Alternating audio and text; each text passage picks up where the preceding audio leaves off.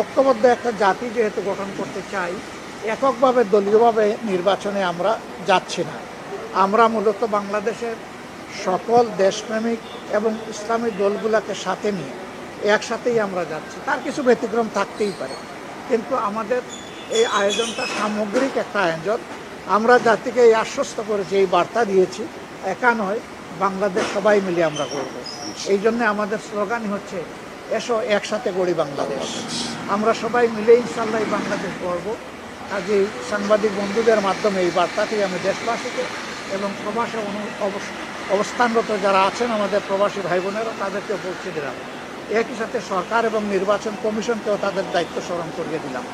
আর আমরা আজকে যে সফরে বের হচ্ছি, কার্যত ঢাকার বাইরে এই সফর দিয়ে আমাদের কার্যক্রম শুরু।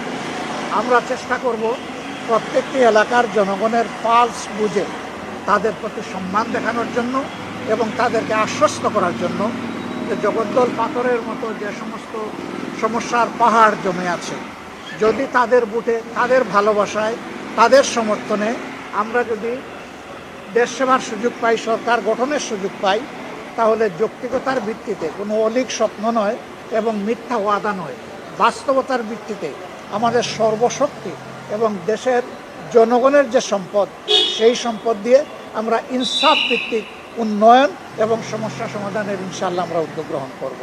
আমরা সবাইকে ধন্যবাদ জানাই, বিশেষ করে যুব সমাজ, তাদের প্রতি আহ্বান জানাই যে ভাই, তোমাদের রক্তেই আজকের এই বাংলাদেশ, আজকে 26-এর এই নির্বাচন, তোমাদেরকে এখানে আরও কিছু দায়িত্ব পালন করতে হবে, যাতে এই নির্বাচনটা বাংলাদেশের ইতিহাসে একটা গৌরবজনক, একটা স্মরণীয় নির্বাচন হয়ে থাকে।